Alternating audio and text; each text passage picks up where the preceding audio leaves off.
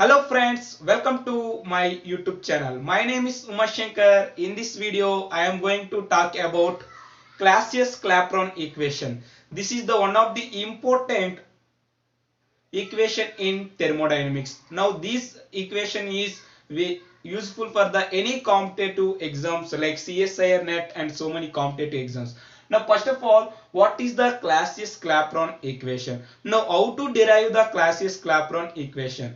Now start this section, see this board. First of all, this Clausius-Clapeyron equation is a relation between the pressure and temperature, relation between the pressure and temperature, and it is only applicable for the two phases one component system. This is the only applicable for the one component two phase system. This is only applicable for the one component two phase system, and this is the only study about the liquid and gases equilibrium. This is the very important key points are present in the Clausius-Clapeyron equation. First one is it is the relationship between the pressure and temperature, and it is applicable for the one component two phase system, and it is a liquid gases equilibrium. Now what is equilibrium? The rate of forward reaction and the rate of backward reaction is at a particular condition, these two are equilibrium, that is called as equilibrium. But in this case, liquid and phase, these also called as, these are the one phase and this is the another phase. These two phases are equilibrium, these called as phase equilibrium. Phase equilibrium. Now Clausius-Clapeyron equation is study about the phase equilibrium. Now this is the only applicable for the one component two phase system. This is the important key points are present in there. Now how to derive the Clausius-Clapeyron equation? Now see this board, this is clear. First of all, this is study about the phases. This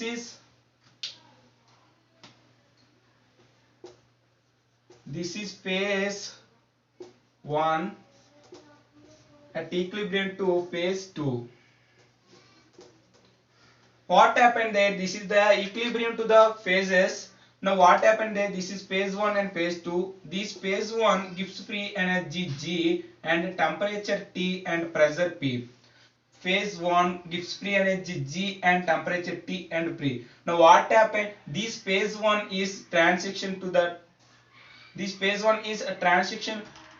phase 2. What happened? The temperature is changes to the T plus dt.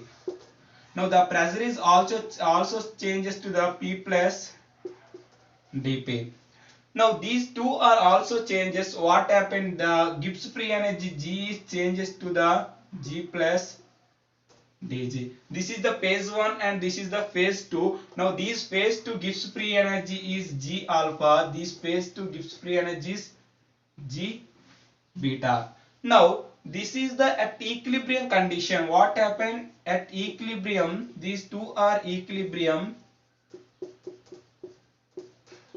These two are equilibrium. At equilibrium, what happened?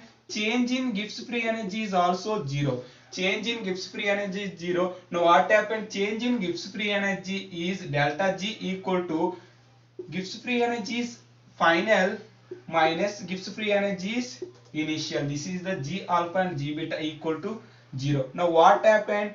G alpha equal to G beta. This expression is present in there. Now what happened? G alpha is equal to G beta, but the initial Gibbs free energy G changes to the G plus dg. It means G alpha is changes to the G alpha plus dg alpha. Now what happened? This is G alpha plus is changes to the dg alpha equal to, now what happened? G beta is changes to the dg beta. Now this is the G alpha equal to G beta. In this expression these two are cancelled. Now what happened? dg alpha is equal to dg beta. This is the expression is present in the these phase, two phases are equilibrium at condition. Now dg alpha is equal to dg beta is present in this expression. What happened? Now in Gibbs free energy, G is equal to, in according to Gibbs equation, what happened there? Gibbs equation, what happened there? dg is equal to vdp minus hdt is present in there in Gibbs equation. Now this is the dg alpha. Now what happened there in this condition? dg alpha means dg alpha is equal to dg beta. Now this Gibbs equation, what happened there is v alpha into dp alpha minus s alpha into dt, sorry, v alpha dp minus s alpha dt. This is the initial volume v alpha, initial entropy s alpha equal to, and v beta dp minus s beta dt. This is the final v beta and final entropy and final volume. Now what happened this expression? Now entropy terms is one side and volume terms is one side in this expression. Now what happened? They what happened? Now this term is in this side, entropy term, s beta d theta minus s alpha dt, s beta dt minus s alpha dt equal to v beta dp minus v alpha dp is present in this expression. Now this dt term is common. What happened? S beta minus s alpha dt equal to v beta minus v alpha dp. This is the present in there. Now this is the final and initial entropy is called as change in entropy. It means delta S dt is equal, this is the final volume, this is initial volume. What happened? dV, it means delta V dP is present in there. Now what happened exactly in this value is dP by dt is equal to ds by dV is present in there.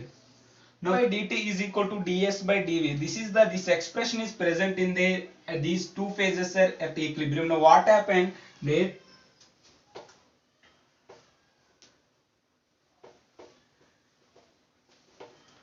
Now in change in entropy, delta S is equal to Q by temperature. This value is substituting in this expression. What happened there? In dP by dt equal to ds means Q by T into dV.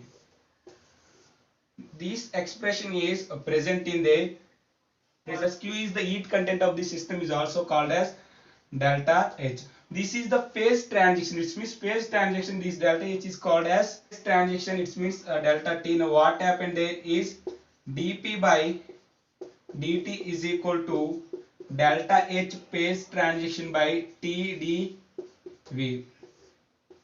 This called as Clapeyron equation. dP by dt equal to ds by dV and dP by dt equal to dHT by TdS. These two are called as Clapeyron's equation. These two are called as Clapeyron equation. Now what is the Clausius-Clapeyron equation? Clausius-Clapeyron equation is a relationship between the temperature and pressure in one component two phases system. Now we have to consider a two phases, like this is arise. Now you have to consider two phases. This is two phases. The phases is liquid. Liquid is equilibrium to the vapor phase. Now this is the liquid and vapor is equilibrium. What happened? This is the entropy of the liquid is SL and this is the entropy of SV, and this is the liquid of volume is VL, vapor of volume is Vg. Now this is the liquid and phase 2 are equilibrium. Now what happened in Clapeyron equation? dP by dt is equal to dH phase transition by dH phase transition by T into dV. Now dP by dt equal to dH phase transition by TdS. It means TdS. T into dV means the volume is final volume minus initial volume. Now Vg minus VL.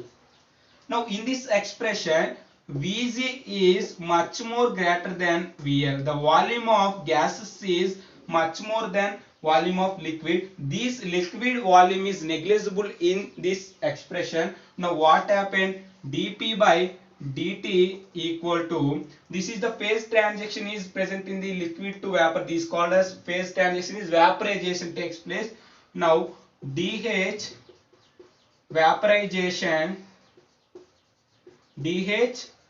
vaporization by T into Vg. This is the volume of gases.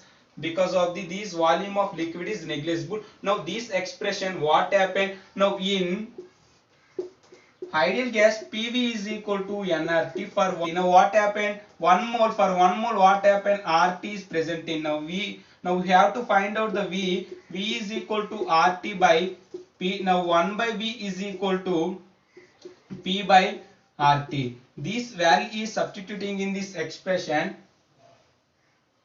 What happened? dP by dt equal to dH vaporization by T into 1 by V is present in there. Now P by RT value is present in there in this expression. What happened? dP by dt is equal to dH vaporization by T into P by RT. Now in dP terms is one side and volume temperature terms is one side. Now what happened? dP by P is equal to dH vaporization by, this is the RT, therefore R is constant. Now this is T into T square. In dt is in this side, what happened? dt by T square is present in there. Now this expression, this is the small change of these two phases, but we have to find out the total change. Now the limits is applied to this expression. This is the P1 to P2 dP by P is equal to, this is the constant, TH vaporization by dHR into limits is T1 to T2, limits is present in there, dt by T square. Now this is the integration. What happened? dP by P is also called as ln P. The volume pressure is P1, P2 and dHV by R into, this is the dt by T square. Now we have to find out the integration of 1 by T square. Integration is 1 by minus T. What happened there? This is the minus 1 by T into limits is T1, T2, limits are present in there. Now ln P1, P2 is the limits is applied to this one. Now ln P1 minus ln P2 minus ln P1 equal to dHV. This is the minus, therefore minus dHV by R into, the limits are applied. Now 1 by T2 minus 1 by T1.